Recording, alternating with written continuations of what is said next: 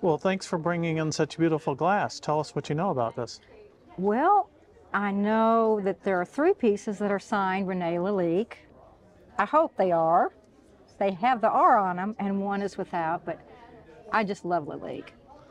Well, the reason 3 are signed R. Lalique is for Rene Lalique. He's famous for his jewelry designs all the way back in the Art Nouveau period, and then for Art Deco glass that continued until his death, almost about the time of World War II.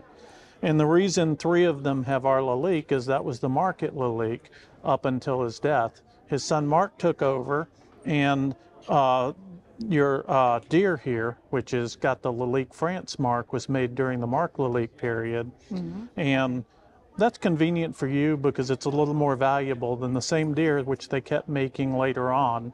And pretty much the only way you can tell the difference is they added an R for registered to the bottom.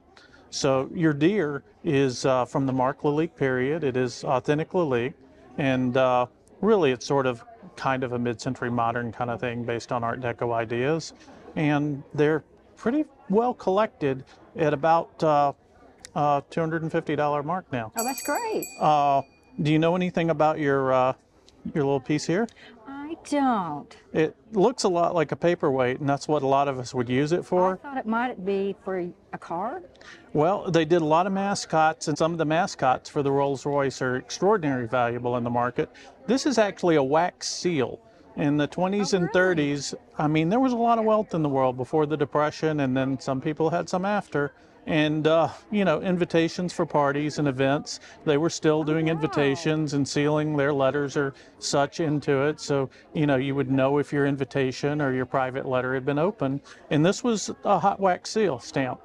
I didn't know that. It's, they come in a bunch of different colors. This isn't one of the more common colors, but the theme is Reynard, which is fox in French fairy tales and folklore. So this is known as Renard, and in today's market, the value is almost $500. Oh my gosh, that's awesome. Now your stemware here is pretty fun.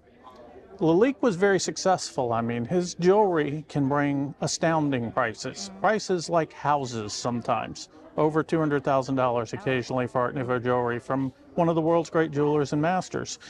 Well, his business thrived, and he recognized that business was booming and that there was a market for tableware in the 20s. We've all heard of the Roaring 20s, and we don't think about how much glassware and stemware and silver people would have been buying to throw Great Gatsby kind of parties. Right. But this is Great Gatsby kind of glass. Oh, great. That's They great. actually went and opened a new factory in 1921. It was producing glass by 1922, and your glasses are from the Obernai pattern from 1926. Wow. I think they're one of my favorite patterns. They're loosely based on the same idea of stemware that was done in 1924, which had monograms. The most famous monogram that fit in these discs was SH. And SH we know a lot more about than we used to. Suzanne Haviland was Renee's daughter. She married a Haviland from the porcelain company. Okay. And did watercolor designs, which influenced a lot of the Lalique glass. So a lot of people automatically assume that Renee Lalique glass was done by Renee, her dad, when in fact they were based on her designs, and she's one of the more important female designers working in glass in her lifetime. So these are, she did. They're either by her design or they're influenced by what she did for her personal wear with the SH monogram after she was married. And that's cool. There have been any number of monogram Lalique glasses turning up at auctions over the last 20 or 30 years. And, you know, people had entire sets, so pieces turn up here and there.